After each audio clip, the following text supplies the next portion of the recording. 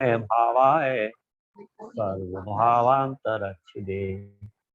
वंदितु सर्वसिद्धे ध्रुवमचल मनोभवं गतिं पस्ते बोच्छामि समय पाहुड निर्मोसुद केवली भणितम्। समय सार ग्रंथ है और यहाँ पर हमारी 23, 24 और 25 नंबर की गाथा पर चर्चा चल रही है। पेज नंबर 55, जिसमें आचार्य भगवान अप्रति बुद्ध को समझाने का प्रयास कर रहे हैं। किसको समझाने का प्रयास कर रहे हैं?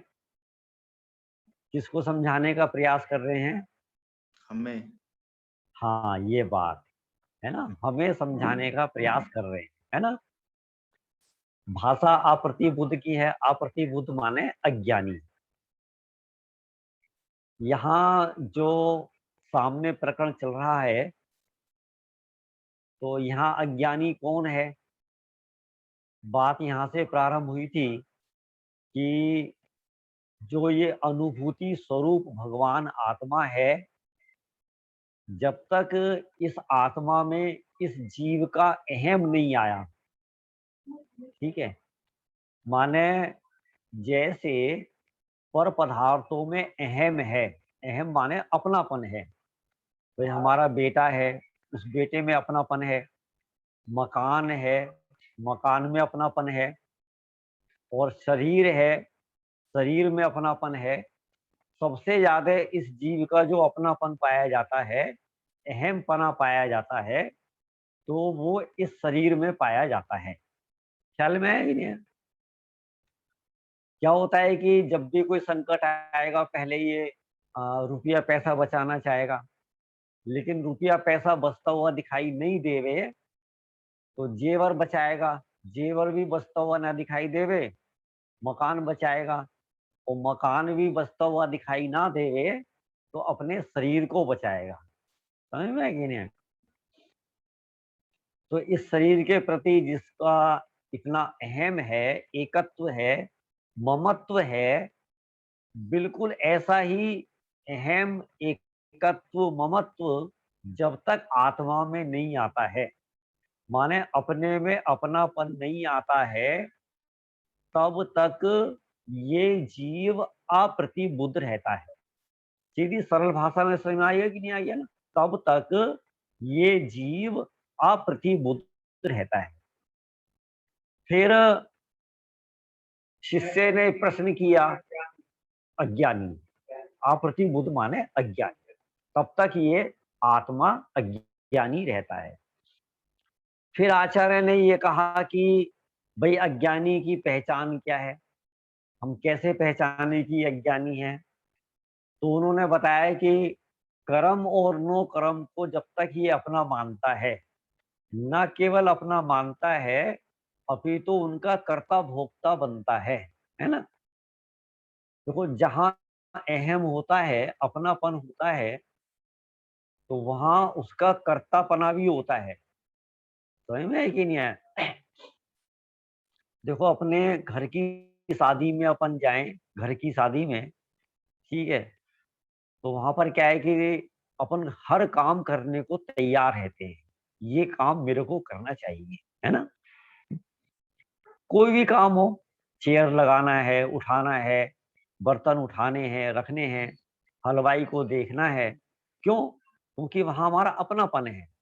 और पड़ोस की शादी में जाए तो भाई, मोहल्ले में से कोई निमंत्रण आया और उसकी शादी में गए, तो अपन जाते हैं और खा पी कर चले आते हैं। तो वहां हमारा कर्तव्य नहीं देखने में आता। क्यों नहीं देखने में आता है? क्योंकि वहां हमारा अहम नहीं है ना। जहां अहम होता है वहां मम भी होता है। मम, अहम बुद्धि, मम बुद्धि। फिर जहां ये दो प्रकार की बुद्धि होती है, वहां कर्ता बुद्धि भी होती है, मैं इसका कुछ कर सकता हूँ, कर्तव्य बुद्धि होती है। और जहां ये तीन प्रकार की बुद्धियां होती हैं, फिर वहां भोक्ता बुद्धि भी होती है। भोक्ता, देखो, जो मेरे घर में पैसा है, तो उसका क्या मैं भोग नहीं कर सकता? नहीं, क्यों नहीं कर सकता? अरे साहब, मैंने कमाया है, मेरी मेहनत की कमाई है, ठीक है ना? तो मैं भोग क्यों नहीं कर सकता? ठीक है? तो जहां कर्ता बुद्धि है, वहां भोक्ता बुद्धि भी है। समझ में है कि नहीं? मेरा मकान है, मेरा पैसा है, मैं एसी चलाऊं चाहे बंद करूं, मैं भोगूंगा, मेरा है, ठीक है ना? तो वहां भोक्ता बुद्धि भी होती है। तो इस प्रकार से जो मिथ्या रूप में, मिथ्यात्व के रूप में, अज्ञान के रूप में, ये 4 प्रकार की बुद्धियां होती हैं। अहम बुद्धि, मम बुद्धि, कर्ता बुद्धि और भोक्ता बुद्धि। ठीक है? सब लोगों को समझ में आ गया? है ना? समझ में आ गया? चलो, आज तो पूजा जी के साथ में आ गए। ठीक है, बढ़िया है। चार चार चार नाम दोहराओगे आप? 4 नाम, 4 नाम, 4 प्रकार की बुद्धियां, 4 प्रकार की मान्यताएं, खोटी बुद्धियां। पंडित जी मुझसे ठीक है? बताना। अहम हाँ बुद्धि, बोलो। मम बुद्धि, कर्ता बुद्धि और भोग बुद्धि। वेरी गुड, बहुत बढ़िया। अहम बुद्धि माने ये मैं हूं, है ना? मम बुद्धि माने ये मेरा है, और कर्ता बुद्धि माने मैं इसका करता हूं, और भोक्ता बुद्धि माने मैं इसका भोगता हूं, मैं इसको बड़ी भोग जल्दी पकड़ सकता लेते हैं, हूं। मैं सोचा 4 बार सुनती हूँ। हाँ, सुनो सुनो, ठीक है? अपना स्पीकर ऑफ कर लो, आपकी आवाज आ रही है पूजा जी, है ना? चलो, अब लगे हाथ हम इसके आगे का भी एक पॉइंट बता देते हैं, है ना? कोई बता सकता है कि इसके आगे भी एक प्रकार की खोटी बुद्धि होती है, उसका नाम क्या है? इसके आगे भी एक बुद्धि है, खोटी बुद्धि, क्या नाम है उसका? हाँ बोलो, कोई बताएगा? हाँ, बबीता है, मानसी है, अनिल भाई साहब हैं। इसके आगे भी एक खोटी बुद्धि होती है। मिथ्या बुद्धि। इसको आचार्य ने क्या कहा? मिथ्या बुद्धि। क्या कहा मिथ्या है? बुद्धि। मिथ्या बुद्धि। नहीं नहीं, नहीं नहीं, ये चारों की चारों मिथ्या बुद्धि हैं, चारों की चारों खोटी बुद्धि हैं। लेकिन इसके आगे एक और है, ज्ञाता बुद्धि। ज्ञाता बुद्धि माने मैं इसको जानता हूँ, ठीक है? मैं पर पदार्थों को जानता हूँ, ठीक है? वो थोड़ा सा सूक्ष्म है। तो ये 5 प्रकार की खोटी मान्यताएं होती हैं। फिलहाल अपन क्या है कि जो पहली 4 प्रकार की खोटी मान्यताएं हैं, तो इन पे अपने को थोड़ा विचार करना चाहिए।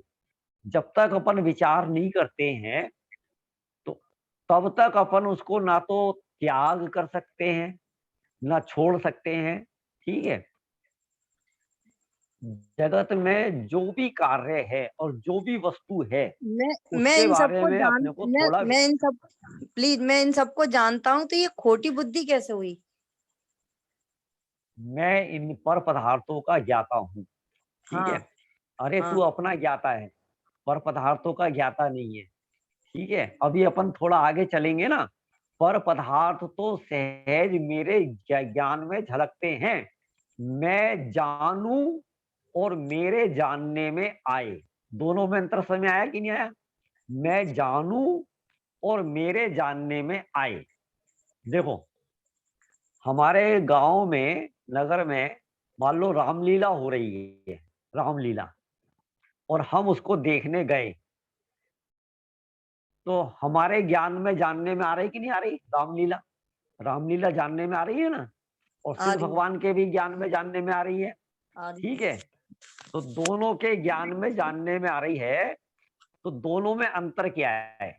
दोनों में केवल इतना सा अंतर है, मैं तो जानने गया हूं, बुद्धि पूर्वक तू अपने घर से उसको जानने गया है। ठीक है? और सिद्ध भगवान को अपने घर में बैठे बैठे वो रामलीला जानने में आई है। जानने जाना, तो वो तेरा खोटा राग है, खोटा राग है, जानने जाना। ठीक है ना? और घर बैठे तेरे को कोई पदार्थ जानने में आ रहा है, कोई भी वस्तु जानने में आ रही है, और यदि तू उसके प्रति सहज ज्ञाता दृष्टा है, तो वेरी गुड, शाबाश, तेरे को जानने का कोई निषेध नहीं है। तू खूब जान, सारे जगत को जान। देखो, रामलीला जानना, रामलीला को जानना, ठीक है, स्वभाव है कि विभाव है? रामलीला को जानना, है ना, स्वभाव है कि विभाव है?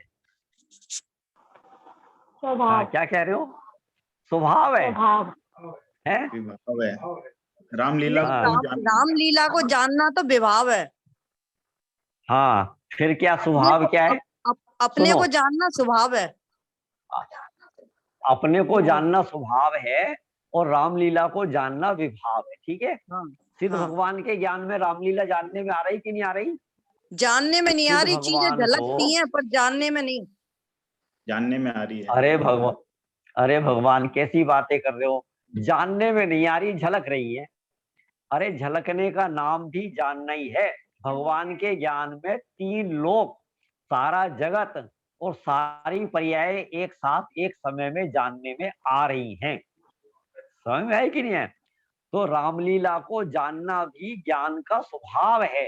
ज्ञान का स्वभाव है स्व पर प्रकाशक, स्व पर प्रकाशक, जो आत्मा को भी जानता है, अपने को भी जानता है, पर को भी जानता है। पर को भी माने सारे जगत को, सारी दुनिया को जानता है। ये तो उसका स्वभाव है। ख्याल में है कि नहीं है? देखो क्या है, थोड़ा सा फर्क है, थोड़ा सा ही फर्क है, ज्यादा फर्क नहीं है। जानने जाना, जानने जाना इसका नाम है विभाव, और जानने में आ जाना, ख्याल में है कि नहीं है? भाई जानने जाना, इसका मतलब तेरे को जानने का राग है, तू तभी तो उसको जानने गया है ना। और जानने में आ जाना, अब देखो एक स्वाध्यायी व्यक्ति है, धर्मात्मा है, ठीक है, और बच्चे नालायक हैं। अब क्या है कि घर छोटा है तो वहीं टीवी चलता है। अब कोई व्यक्ति टीवी चलाए और चलाकर फिल्म देखे, ठीक है, और कदाचित घर में अपन बैठे हैं और बच्चों ने टीवी चला दिया और वो चित्र जानने में आ जाए, वो फिल्म जानने में आ जाए, तो दोनों में जमीन और आसमान का अंतर है। एक में राग है और एक में सहजता है। समझ में है कि नहीं आया? तो इसलिए मैं पर पदार्थों को जानता हूं, पर पदार्थों को जानना चाहिए, ये ज्ञाता बुद्धि भी खोटी बुद्धि है, ठीक है। ऐसा ये चर्चा वैसे अभी आगे अपन कर लेंगे, बाद में आएगी, ठीक है।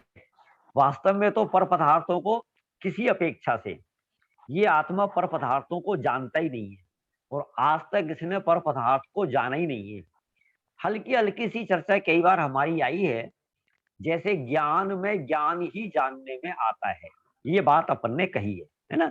ज्ञान में ज्ञान ही जानने में आता है और पदार्थ जानने में नहीं आते, ठीक है। कथनचित ऐसा भी कथन आता है, और पर पदार्थों को जानता है ऐसा भी कथन आता है ना।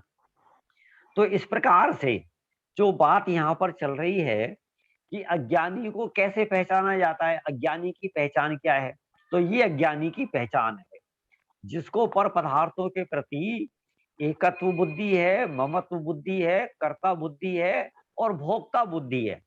ये 4 में से जहां एक बुद्धि होगी वहां चारों बुद्धि होंगी। ऐसा नहीं है यार मेरे को है ना कर्तृत्व का तो अहंकार है परंतु मैं इसको अपना नहीं मानता, ऐसा नहीं होता। जहां एक बुद्धि होगी वहां चारों प्रकार की बुद्धि होती है, ठीक है ना। अब जहां ये मिथ्या मान्यताएं हैं वहां अज्ञान है, और जब तक अज्ञान है तब तक ये अज्ञानी नाम पाता है। समझ में है कि नहीं है? देखो अज्ञानी माने क्या है, अज्ञानी माने क्या है, सुनो। यहाँ आचार्य अज्ञानी कह रहे हैं, अभी अपने को कोई मूर्ख कह दे, तू तो मूर्ख है, तो अपने को क्या गुस्सा आ जाएगा, एकदम एकदम गुस्सा आ जाएगा। अच्छा तू मुझे मूर्ख कहता है, तूने मेरे को मूर्ख समझा है, माने हम अपने लिए मूर्ख शब्द सुनने को तैयार नहीं है। तो मूर्ख का पर्यायवाची क्या नाम, पर्यायवाची मूर्ख का पर्यायवाची नाम अज्ञानी, अप्रतिबुद्ध। ख्याल में है कि नहीं है?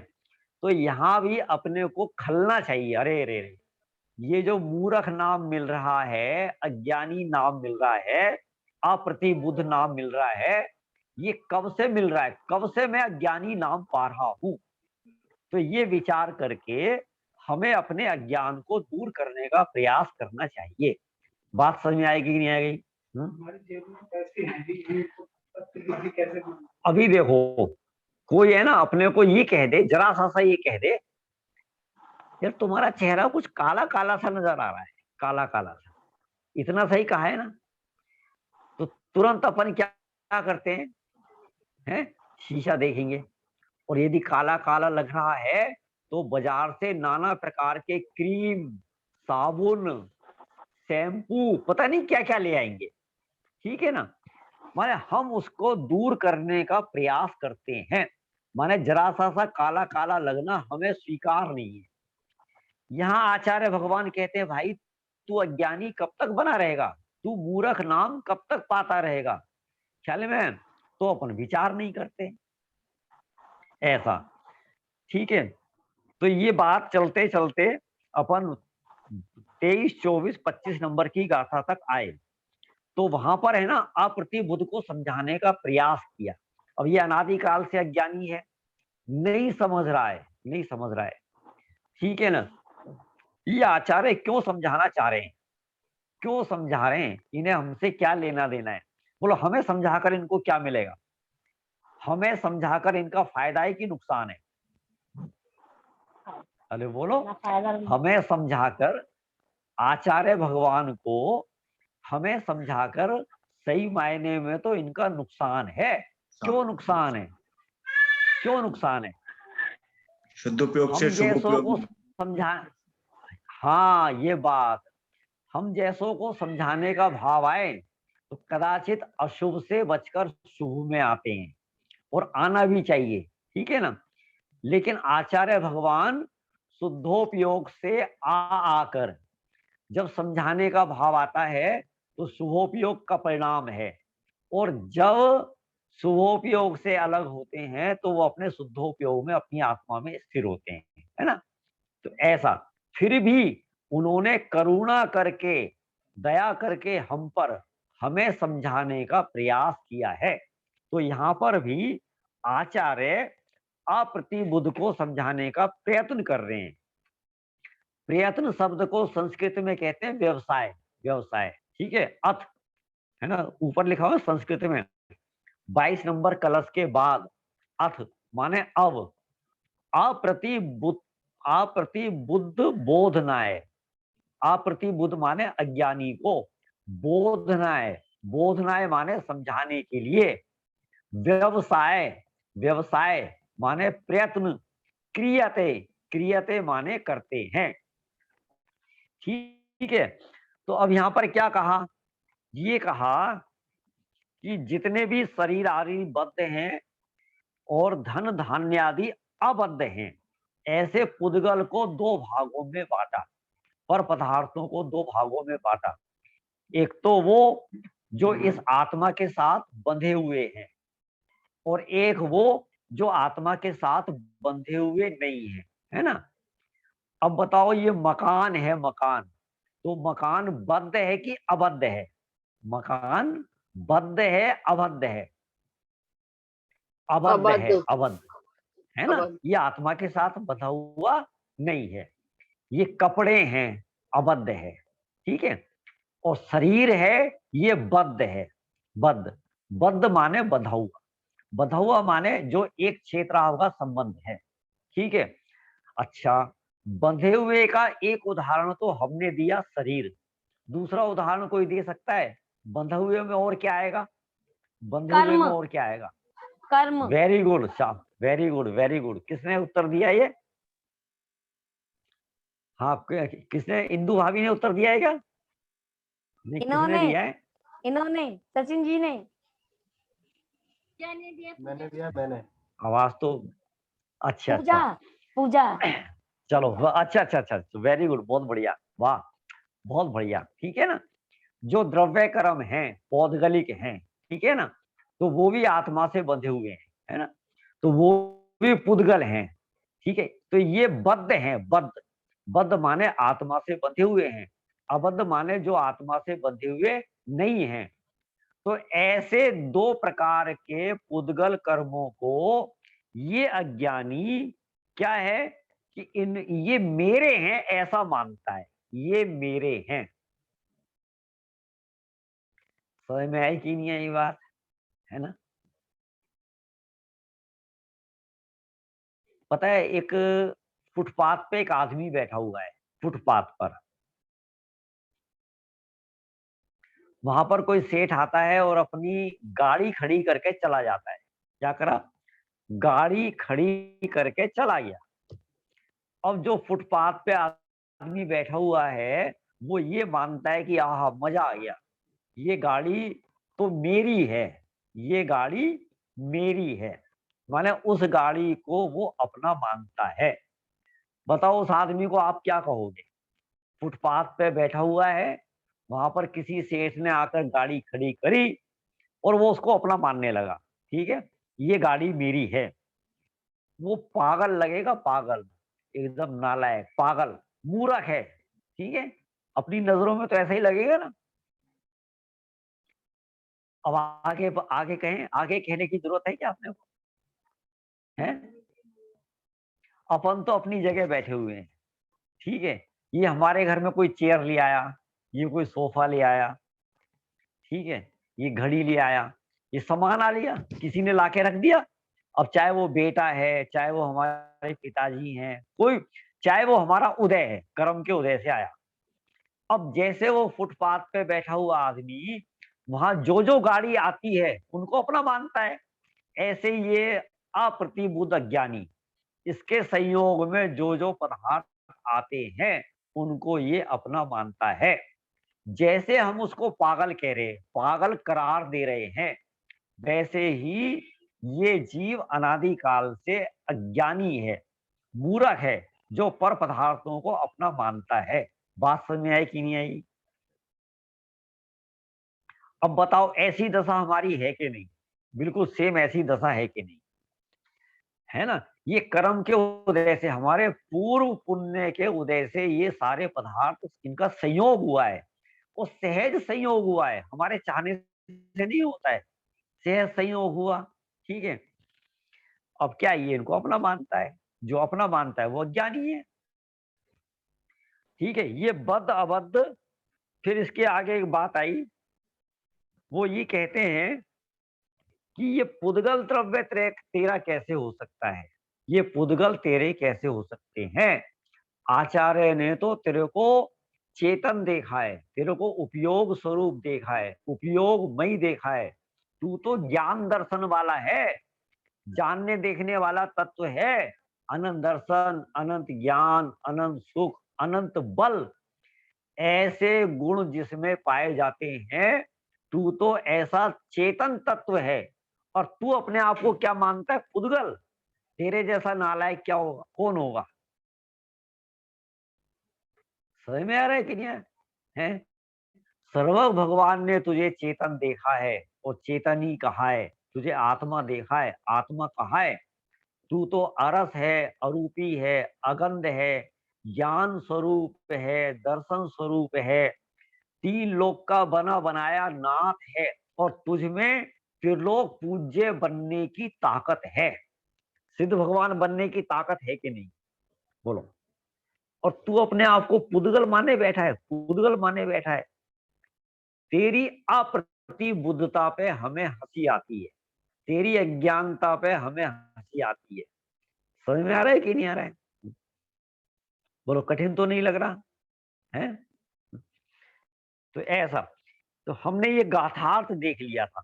गाथार्थ के बाद टीका पे अपन आए थे, टीका में हमारी चर्चा प्रारंभ हो गई थी। टीका में ये अपन ने 4-5 लाइनें पढ़ ली थी। इन 4-5 लाइनों में ये कहा था, मैं इसका भाव बता देता हूं।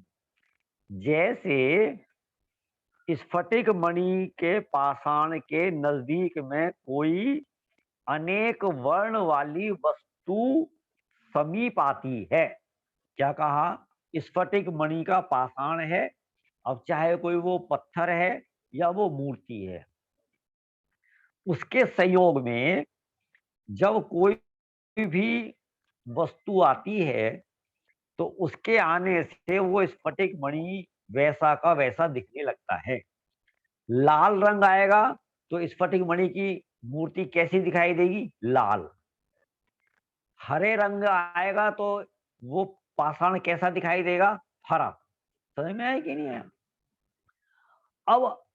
अब हुआ क्या है, हुआ क्या है, ये बात तो अपन ने परसों स्पष्ट कर दी थी कि वो पाषाण हरा हो गया क्या? हरा हो गया? नहीं। अच्छा, दिख कैसा रहा है? कैसा दिख रहा है? हरा दिख रहा है, अज्ञानी। अच्छा, हरा जो दिख रहा है वो कौन सी आंख से दिख रहा है? अच्छा, अब आंख बंद करके ज्ञान से देखो, ज्ञान से, ज्ञान चक्षु से देखो, स्फटिक मणि का जो पाषाण है वो हरा है कि सफेद धवल है? अब आपको कैसा दिखाई देगा? एकदम धवल सफेद। माने वो हरा तो, अच्छा, हरे ने उस स्फटिक पाषाण को छुआ है क्या? हरा कलर उस पाषाण में प्रवेश करा है क्या? नहीं करा। अब देखना, अब उसमें दो प्रकार के लोग हैं। एक तो वो जो उसको हरा देखते हैं और हरा मानते हैं। क्या कहा? एक तो वो लोग जो उसको हरा देखते हैं और हरा मानते हैं, और एक वो लोग हैं जो उसको हरे से भिन्न देखते हैं, सफेद देखते हैं और सफेद ही मानते हैं। अब जो उसको हरा देख रहे हैं ना, वो अज्ञानी, अज्ञानी, और जो उसको उसके स्वभाव से देख रहे हैं वो ज्ञानी। ये दृष्टांत है, समझ में है कि नहीं? यहां पर ऐसा ही समझाया है। हुआ क्या है कि वो जो हरा रंग आया है ना, हरा रंग, तो हरे रंग के समीप आने से, हरे रंग के समीप आने से उसका जो स्वभाव भाव है वो हो गया तिरोभूत। तिरोभूत माने ढक गया है, ठीक है ना? और वो जो अस्वभाव भाव है, जो हरा रंग है वो है अस्वभाव भाव, ठीक है? दो शब्द आपके सामने हैं टीका के, पहली जो 3-4 लाइनें हैं, दूसरी लाइन में अस्वभाव भाव दिखाई दे रहा होगा आपको, अस्वभाव भाव, ठीक है? और तीसरी लाइन में स्वभाव भाव दिखाई दे रहा होगा। तो स्फटिक मणि का जो हरा कलर है वो क्या है? वो है अस्वभाव भाव। अस्वभाव भाव माने क्या होता है? जो स्वभाव नहीं है। अस्वभाव भाव माने जो स्वभाव नहीं है, माने हरा कलर स्फटिक मणि का स्वभाव नहीं है। समझ में आया ना? और जो उसका अपना अपना कलर है, अपना ट्रांसपेरेंट कलर, धवल स्वभाव है, वो उसका स्वभाव भाव है। तो अब क्या हुआ? हरे कलर के संयोग से उसका स्वभाव भाव तिरोभूत हो गया, ढक गया। यहां तक समझ में आ गया है ना? अब आगे चलो आप। अब आप तीसरी लाइन देखो, आप तीसरी लाइन, अत्यंत तिरोभूत अपने स्वभावत्व से जिसकी समस्त भेद ज्ञान रूप ज्योति अस्त हो गई है, ऐसा है। और महा अज्ञान से जिसका हृदय स्वयं स्वतः ही विमोहित है, ऐसा अप्रतिबुद्ध अज्ञानी जीव स्वयं पर का भेद न करके, जैसे स्फटिक मणि की मूर्ति और हरा कलर, तो वहां पर भेद ज्ञान नहीं करके जैसे अज्ञानी जीव पाषाण को हरा देखता है और हरा मानता है। क्यों मानता है? क्योंकि वो भेद ज्ञान नहीं कर पा रहा। ऐसे ही जो अप्रतिबुद्ध जीव है वह स्वयं पर का भेद ना करके उन अस्वभाव भावों को ही, अब अप्रतिबुद्ध के अस्वभाव भाव क्या हैं? जो अपने स्वभाव नहीं है, ऐसे विभाव भाव। राग आत्मा का स्वभाव है कि विभाव? राग विभाव। तो स्वभाव क्या है? स्वभाव क्या है? इसका उल्टा कर दो आप, वीतरागता स्वभाव है। समझ में है कि नहीं? राग विभाव है। तो राग है, द्वेष है, क्रोध है, मान है, लोभ है, ये सारे की सारे आत्मा के अस्वभाव भाव हैं। अस्वभाव भाव का पर्यायवाची नाम है विभाव भाव। समझ आएगी कि नहीं? विभाव कहो या अस्वभाव भाव कहो, एक ही बात है।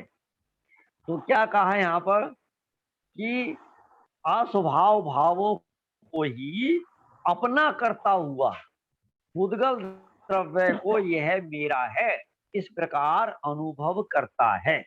कौन अनुभव करता है? अज्ञानी अनुभव करता है। कैसा अनुभव करता है? कि ये पुद्गल द्रव्य मेरा है। पुद्गल द्रव्य मेरा है। मेरा है माने ये ही मैं हूं, ये ही मैं हूं। बोलो, हम ऐसा मानते कि नहीं मानते? ये ही मैं हूं। समझ में आ रहा है कि नहीं आ रहा है? दर्पण के सामने खड़े होते हैं, तो जब जब अपन दर्पण के सामने खड़े होते हैं तो दर्पण में क्या दिखाई देता है? बोलो, दर्पण में क्या दिखाई देता है? शरीर दिखाई देता है कि मैं आत्मा दिखाई देता हूँ? दर्पण पुद्गल। में शरीर, पुद्गल दिखाई देता है। सही है, अपन पुद्गल कह सकते हैं, शरीर कह सकते हैं, पर कह सकते हैं, ठीक है ना? अब दिखाई तो देता है शरीर, पुद्गल, पर, और मानते क्या है? मैं दिखाई दे रहा हूं, मैं। समझ में आएगा? मैं। क्यों क्यों ऐसा क्यों मान रहा है? क्योंकि भेद ज्ञान का अभाव है। चेहरा यदि काला होता है तो कैसा मानता है? मैं काला, है ना? तो इसलिए ये ऐसा ही अनुभव करता है, इस प्रकार अनुभव करता है। समझ में आया कि नहीं है? अनुभव करने का अर्थ समझ आएगी ना? माने ये ही मैं हूं, ये ही मैं हूं। अच्छा, कोरोना किसे होता है? कोरोना किसे होता है? किसी को भी हो जाता है, बोलो, किसी को भी हो किसी जाएगा। को भी हो जाता है, किसी को भी हो जाता है। सही कह रहे हो आप, किसी को भी हो जाता है। बोलो, आत्मा को होता है कि शरीर को होता है? शरीर को शरीर को। आत्मा को नहीं होता, आत्मा को नहीं होता। ठीक है, अब देखो, सबने सबने एक उत्तर दिया, कोरोना शरीर को होता है। अच्छा, जब होता है तब मानते क्या है अपन? मुझे कोरोना हो गया, मुझे कोरोना हो गया। अच्छा, शरीर जीव है कि पुद्गल? पुद्गल। कोरोना जीव है कि पुद्गल? पुद्गल। ठीक है ना? पुद्गल में ही तो पुद्गल ने प्रवेश किया है। तो अब कैसा अनुभव करता है? सोचो आप, सोचो एक बार, आंख मीच के थोड़ा सा सोचो आप कि जैसे मुझे कोरोना हो गया, एकदम आपकी आंख खुल जाएगी, सोच भी नहीं पाओगे, एकदम डर लगने लगा। अरे कैसी बात कह रहे हो, कैसी? पंडित जी, शुभ शुभ सोचो, शुभ शुभ, अशुभ मत तो सोचो आप, एकदम आंख खुल जाएगी। ख्याल में है कि नहीं है? क्यों? क्योंकि मैं शरीर को अपना माने बैठा हूं और चौबीसों घंटे ऐसा अनुभव करता हूं, ये शरीर मेरा है, माने ये शरीर मैं ही हूं, ऐसा अनुभव करता है। ये शरीर ही मैं हूं, माने पुद्गल ही मैं हूं, ऐसा अनुभव करता है। इसको कहते हैं अनुभव करना, है ना? फिर आगे, जैसे स्फटिक पाषाण में अनेक प्रकार के वर्णों की निकटता से अनेक वर्ण रूपता दिखाई देती है। काय में दिखाई देती है? स्फटिक मणि के पाषाण में अनेक वर्णता दिखाई देती है।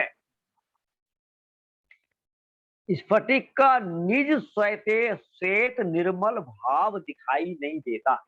देखो, दृष्टांत कितना क्लियर है। जब कोई अनेक वर्ण वाला कोई पदार्थ उसके संयोग में आता है, समीप आता है, तो वो पाषाण अपने को अनेक वर्ण वाला दिखाई देता है। लेकिन उसका निज श्वेत स्वभाव दिखाई नहीं देता। अब निज श्वेत स्वभाव देखने के लिए आपको क्या करना पड़ेगा? नंबर 1 भेद ज्ञान करना पड़ेगा। नंबर 2 उसको ज्ञान चक्षु से देखना पड़ेगा। भेद ज्ञान करने के बाद ज्ञान चक्षु से देखो तो भले ही वो पाषाण अनेक वर्ण वाला दिखाई दे रहा है, तो भी उसका अपना श्वेत स्वभाव दिखाई देगा कि नहीं दिखाई देगा? अपन देख सकते कि नहीं देख सकते? देख सकते। माने भेद ज्ञान की कला तो हमारे पास है, ऐसा नहीं है हमारे पास भेद ज्ञान की कला नहीं है। समझ में है कि नहीं है? इसी प्रकार अज्ञानी को कर्म की उपाधि से, कर्म की उपाधि से माने कर्म के संयोग से, कर्म की निकटता से आत्मा का शुद्ध स्वभाव आच्छादित हो रहा है। आच्छादित हो रहा है माने कर्म के संयोग से आत्मा का जो शुद्ध स्वभाव है, जो अपना स्वभाव है, वो आच्छादित हो रहा है, माने वो ढक रहा है, दिखाई नहीं देता। इसलिए पुद्गल को अपना मानता है। जैसे वो हरे कलर को स्फटिक मणि का मानता है, वैसे ही ये आत्मा पुद्गल को अपना मानता है। ख्याल में है कि नहीं है? ऐसे अज्ञानी को अब समझाया जा रहा है। जो इन पुद्गलों को अपना मानता है, ऐसे अज्ञानियों को यहाँ पर समझाया जा रहा है, समझाने का प्रयास किया जा रहा है। अब जो समझ जाएगा, भली होनहार होगी, तो वो इस पर्याय में अपना काम कर लेगा। जो नहीं समझेगा वो अनेक भवों में रुलेगा, है ना? तो क्या कहा? समझाया जा रहा है कि रे दुरात्मन, रे दुरात्मन है। आचार्य भगवान कैसे शब्द का प्रयोग कर रहे हैं? दुरात्मा। सोचो आप, रे दुरात्मन, ठीक है, माने इसलिए कर रहे हैं। क्या है कि कोई बच्चा है और उसको अपन बार बार समझा रहे हैं, बार बार। मान लो एक बच्चे को आप 10 घंटे से समझा रहे हो और फिर भी नहीं समझ रहा है, तो आप क्या, हे नालायक, अपन ऐसा बोलते ना? तो ऐसे ही आचार्य भगवान इसको इतना समझा रहे हैं, इतना समझा रहे हैं, और फिर भी समझने का प्रयास नहीं कर रहा। हे दुरात्मन, आत्मघात करने वाले, देखो कैसे आत्मघात करने वाले, ख्याल में, ये हमारे लिए कह रहे हैं। आत्मघात करने वाले, वो आत्मा का घात कर रहे कि नहीं कर रहे? कैसे कर रहे हैं आत्मा का घात? अरे जहां स्वभाव का घात होता है, वहां समझ लो आत्मा का घात हो गया। जहां क्रोध कसाई की, वहां क्षमा स्वभाव का घात हो गया। और क्षमा किसका स्वभाव है? आत्मा का। जहां क्षमाई स्वभाव का घात हो गया, वहां बचा क्या? बचा क्या है? तो हे आत्मघाती, ऐसा कह रहे, हे आत्मघाती, जहर खाकर इस शरीर को अलग कर देना, वो आत्मघात अलग चीज है, ठीक है। लेकिन यहाँ तो पल पल आत्मघात हो रहा है, पल पल हर क्षण। कभी राग करते हैं, कभी द्वेष करते हैं, कभी क्रोध करते हैं, कभी घमंड करते हैं, कभी लालच करते हैं, कभी हिंसा करते हैं, कभी चोरी का परिणाम करते हैं। तो जो व्यक्ति, जो आत्मा हर पल ऐसे ऐसे परिणामों को कर रहा है, तो वो आत्मघाती है। तो आत्मघात करने वाले, जैसे परम अविवेक पूर्वक खाने वाले हाथी आदि पशु सुंदर आहार को तृण सहित खा जाते हैं। क्या कहा? अब ये हाथी आदि जो जानवर हैं, उनको है ना, घास में रसगुल्ले मिलाकर दो, रसगुल्ले मिलाकर, ठीक है, तो वो क्या मानते हैं? क्या मानेंगे? आज घास बड़ी स्वादिष्ट है। सर, रसगुल्ला स्वादिष्ट है ऐसा ख्याल में नहीं आएगा, क्योंकि वो तो डेली घास खाते हैं। है ना, हमेशा घास खाते हैं, ठीक है। और हमने घास में आज घास के साथ रसगुल्ले खिलाए, मान लो घास के साथ रसगुल्ले खिलाए, तो वो ये नहीं कहेंगे ये रसगुल्ले का स्वाद है, रसगुल्ला अलग है और घास अलग है, ठीक है ना। वो क्या मानता है, आज तो घास बड़ी स्वादिष्ट है, ठीक है। जैसे वो जानवर, ठीक है, हाथी आदि पशु क्या है, पशु जानवर एक ही बात है, सुंदर आहार को तृण सहित खा जाते हैं, उसी प्रकार खाने के स्वभाव को तू छोड़, ख्याल में है कि नहीं है, क्या कहा, जिसने समस्त संदेह विपर्य अनध्यवसाय दूर कर दिए हैं और जो विश्व को प्रकाशित करने के लिए एक अद्वितीय ज्योति है, ऐसे सर्वज्ञान से स्फुट प्रकट किए गए जो नित्य उपयोग स्वभाव रूप जीव द्रव्य है, वह पुद्गल द्रव्य कैसे हो गया, पुद्गल द्रव्य कैसे हो गया, बोलो। घास मीठी हुई है, घास स्वादिष्ट हुई है, या रसगुल्ला स्वादिष्ट है, रसगुल्ला। हाँ, जैसे वो हाथी दोनों को मिलाकर खाता है, वैसे ही ये अज्ञानी मूर्ख अप्रतिबुद्ध वहां क्या है, पुद्गल द्रव्य को अपना मानता है, पुद्गल द्रव्य को और आत्मा को एक मानता है, समझ में है कि नहीं आया। स्वाद तो लेगा आत्मा का और मानेगा पुद्गल का, स्वाद लेता है पुद्गल का, मानता है आत्मा का,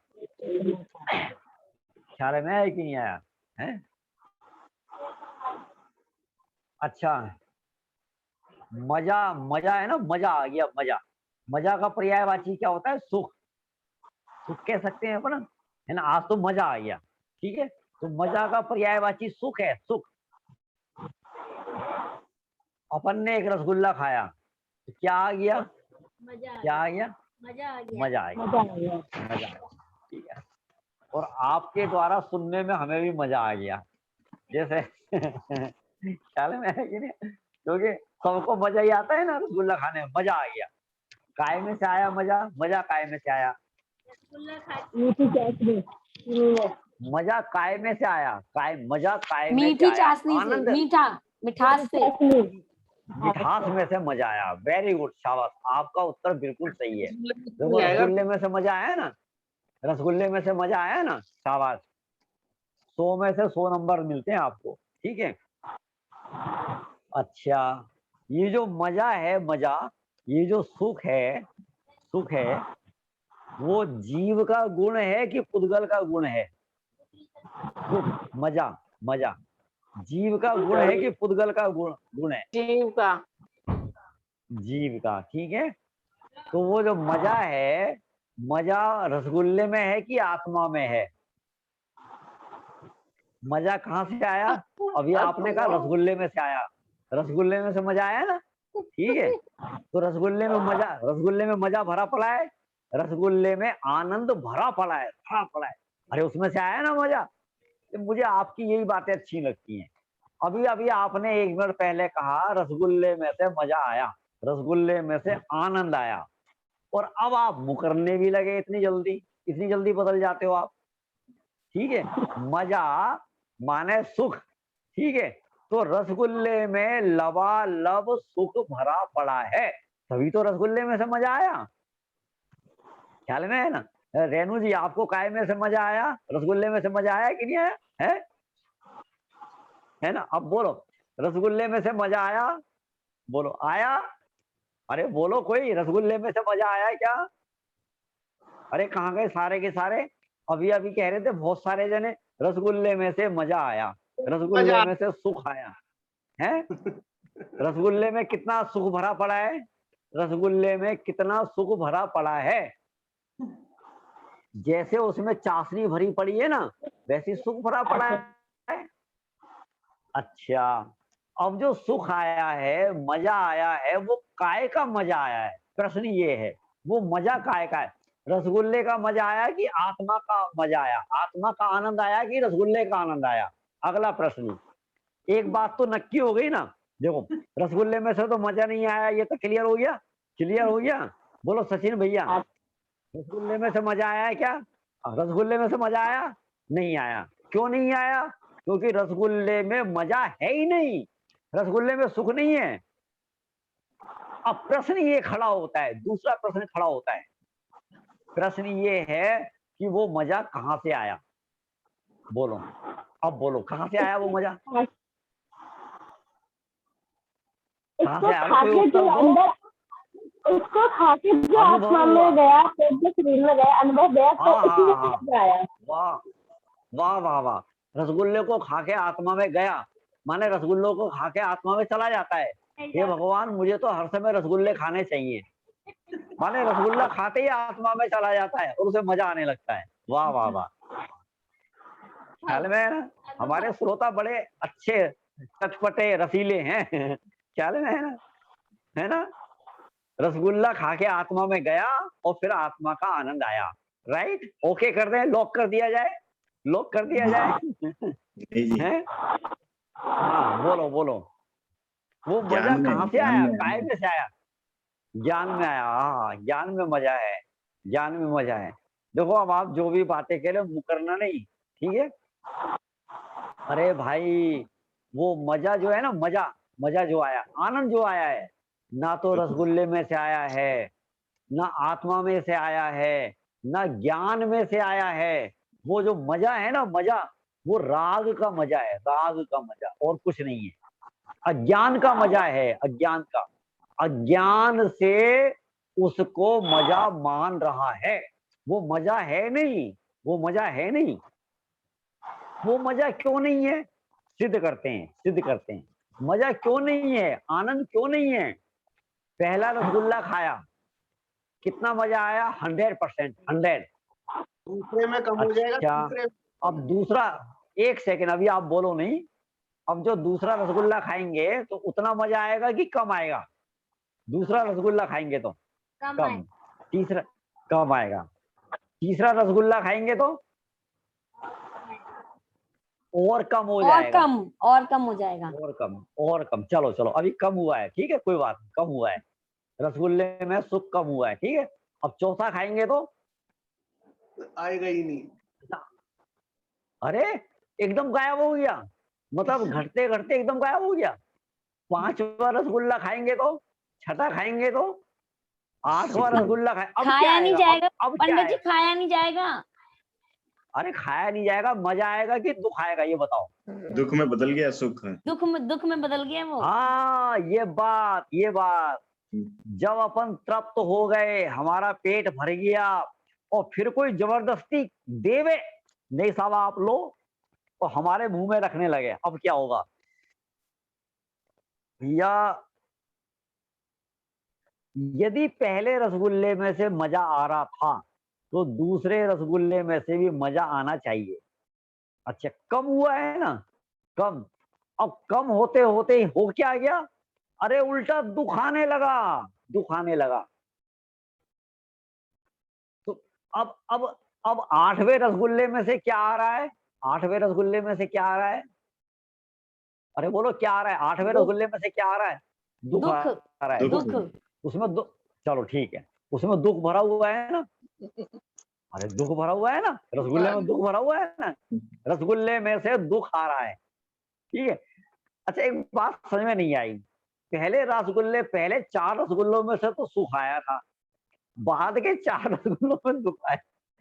पहले 4 रसगुल्ले तो दूसरे हलवाई ने बनाए थे, और बाद के 4 रसगुल्ले दूसरे हलवाई ने बनाए थे। तो जो पहले वाला हलवाई थी ना, तो उसने तो उसमें सुख भर दिया था, और जो दूसरा हलवाई थे ना, उसने उसमें दुख भर दिया था। सही है? नहीं, सही नहीं है। आठवें रसगुल्ले में से दुख आ रहा है कि नहीं आ रहा है? बोलो, जितना जितना आ रहा है राग कि है नहीं? उतना सुख। जैसे पहले वालों में अरे सुख मान रहे थे, भगवान, ऐसे बाद वालों में दुख मान रहे हैं। हाँ, दुख ये बात सही में है ना। जित- ना उसमें से सुख आ रहा है, ना उसमें से दुख आ रहा है। ख्याल में है ना? सुनो, जब अपने राग की पूर्ति होती है, जब जैसा अपन चाहते हैं वैसा ही हो जाए, राग की पूर्ति हो जाए, जब तक राग की पूर्ति होती है तब तक मजा आता है, और जैसे ही राग की पूर्ति खत्म हो जाती है तो मजा खत्म होता है। समझ में आया कि नहीं आया? है ना? समय सार में कहाँ का है? ये जीव मोह में नाच रहा है, मोह में नाच रहा है। ठीक है, मोह में नाच रहा है, नहीं नहीं, मोह में नाच, समझ में आया कि नहीं है? सड़क पे है ना, सड़क पे अब एक दूल्हा घोड़ी पे बैठा हुआ है, घोड़ी पे, और कुछ युवा हैं, कुछ युवतियां हैं, कुछ माताएं बहनें हैं। आजकल तो माताएं बहनें भी आगे आ गई ना, इंदिरा गांधी के बाद। ठीक है, अब वो भी सड़क पे नाच रही हैं। काय में नाच रही हैं? काय में नाच रही हैं? मोह में नाच रही हैं, मोह में नाच। ख्याल में है कि नहीं है? राग में नाच रही हैं, राग में मजा आ रहा है, मोह में मजा आ रहा है। आत्मा का स्वभाव नहीं है ये सड़क पे नाचना, आत्मा का स्वभाव नहीं है, मेरा काम नहीं है, ये मेरी शोभा नहीं है। ख्याल में है कि नहीं आया? ये काय का, किसका नाटक है, किसका काम है? ये राग का काम है, आत्मा का काम नहीं है।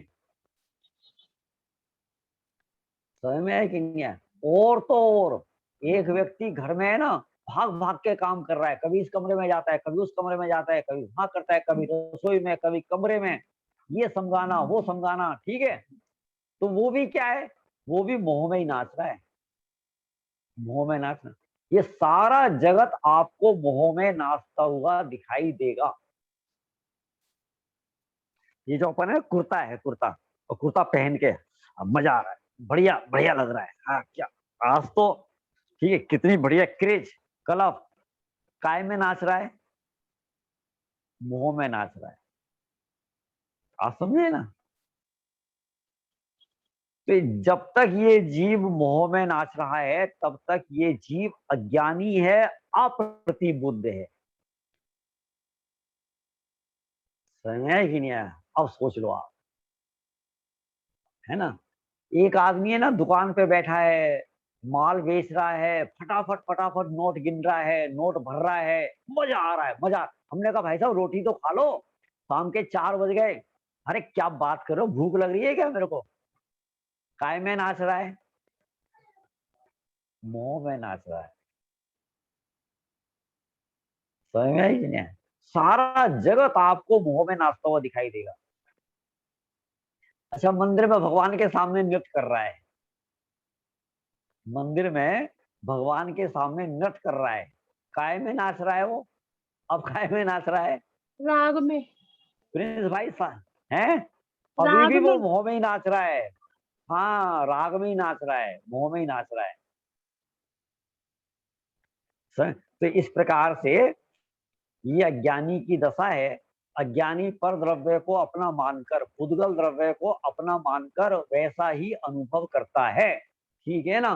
पुद्गल का स्वाद लेता है, राग का स्वाद लेता है, और कहता है आनंद आ रहा है।